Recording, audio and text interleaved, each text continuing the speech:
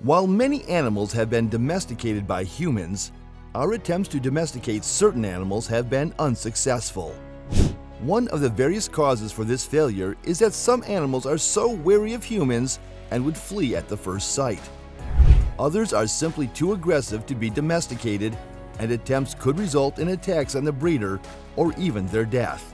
Stay tuned to Wild Dive as we show you 9 animals that humans have been unable to domesticate.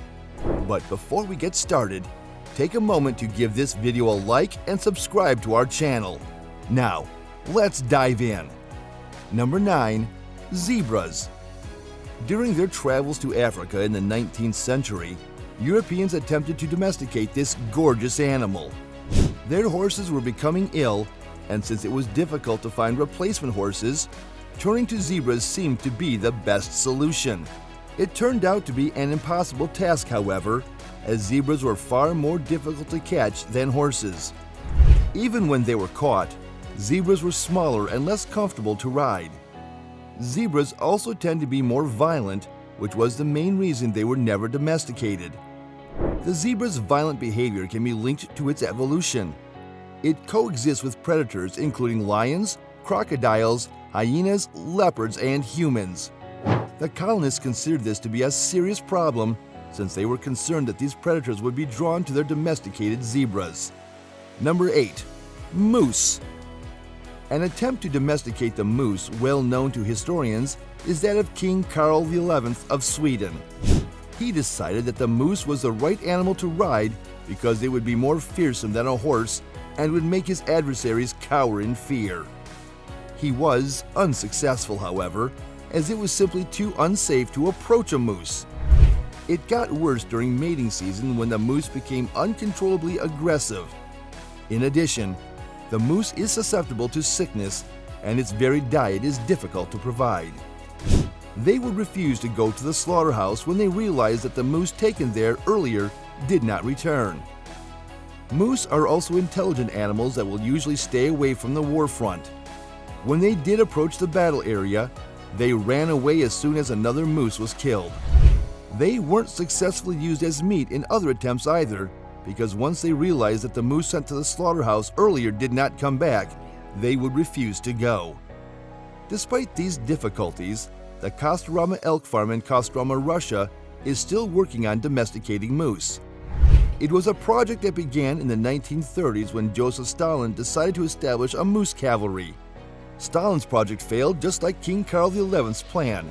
However, it was revived by Nikita Khrushchev when he tried to domesticate moose for meat. Again, this failed, causing several moose farms to close down.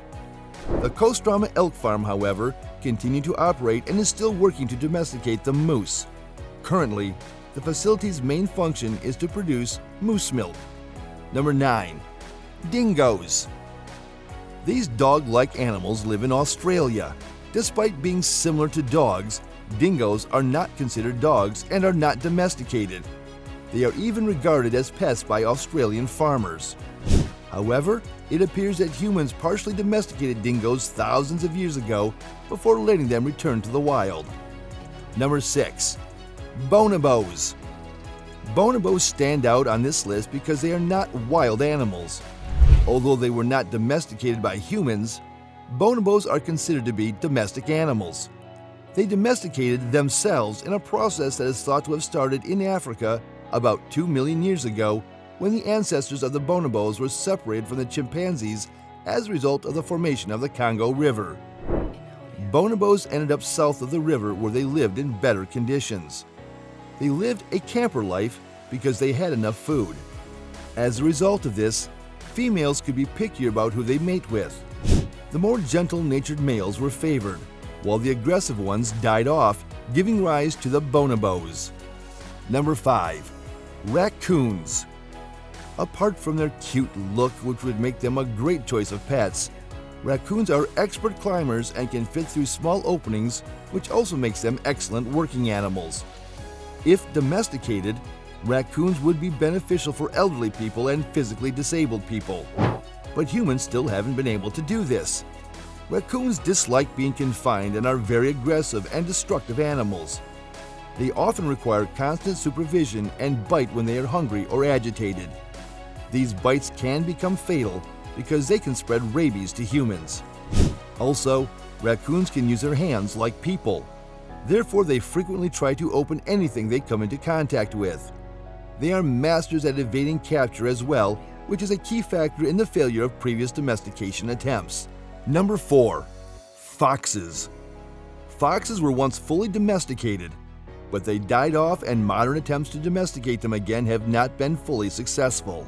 The domesticated version of the extinct fox was known as the Fuegian or Yaghan dog and originated from wild populations of Culpeo, which is also known as the Andean fox. Strangely, the Fuegian dog was not very popular in its day. This was most likely because it wasn't as useful as a typical dog. There is also proof that long before the Fuegian dog, humans attempted to domesticate foxes but abandoned them in favor of cats. We chose cats because we were unsure how to use foxes. Foxes are unbelievably stubborn, making them difficult to domesticate. In the 1950s, Russian geneticist Dmitry K. Balyev began a project to domesticate silver black foxes to change this. Silver black foxes are red foxes that are affected by melanism. This is the opposite of albinism, making affected animals appear black. After 4 generations, the foxes started acting like dogs. They were sociable and started wagging their tails, as well as licking their breeders. 50 generations later, they understood gestures, responded to humans, and barked. Also, they made noises that are different from wild foxes. The project is still in progress and is regarded as successful. The foxes, however, are tamed but not domesticated. Although tamed animals have been bred to tolerate and perhaps even obey people, they are not safe enough to be categorized as domestic animals because they still possess their wild instincts and can turn rogue quickly. Number 3. Great white sharks. There have been multiple attempts to domesticate or tame great white sharks. However, they all failed. The first great white shark that was held in captivity died within hours. The longest it has been held in captivity is 16 days. Great white sharks that are held in captivity are also fond of hitting their heads on the glass walls of the aquarium. They don't do well in captivity for a lot of reasons. One of them is because they are great travelers that are capable of moving through an entire ocean. Great white sharks also need a lot of water to breathe, and even large aquariums are too small for them. Additionally, they are unbelievably aggressive and will often refuse to eat. When they do want to eat, they require live prey, which is hard for the aquariums to provide. Number 2. Coyotes. Coyotes typically avoid people, which makes domesticating them quite challenging. It's also important to be cautious around these animals because they can spread various harmful diseases. There have been numerous failed attempts to domesticate coyotes, including attempts to crossbreed them with dogs. Even if the crossbreed attempts were successful, the resulting animal would not be a true coyote. Coyotes are, however, gradually becoming domesticated. It is happening naturally, just as it most likely happened with the bonobos. Number 1. Hippopotamuses. Considered one of the most dangerous animals in the world, hippos kill more people yearly than lions, leopards, buffaloes, elephants, and rhinos combined. This shows why humans never managed to domesticate them. Although there were a lot of attempts, they all failed. In 2011, a South African farmer and army officer, Marius Els, was killed by a 5-year-old hippopotamus that he was trying to domesticate. Els, who called the hippo Humphrey and considered it a pet, often took it swimming. He once rode on it and said that the hippo was like a son to him. Humphrey, however, did not consider Els as a father. It killed Els in the same river in which they used to swim. Before Humphrey killed Els, it was already a known local terror in the area they lived. Apart from once chasing a man and his grandson up a tree after they canoed on the river that ran through Els' farm, Humphrey was also infamous for killing calves and chasing golfers at a golf course that was nearby. Hope you enjoyed the video. Don't hesitate to share your thoughts in the comments section below. Also, be sure to like and subscribe to our channel if you're yet to do so. See you in the next video.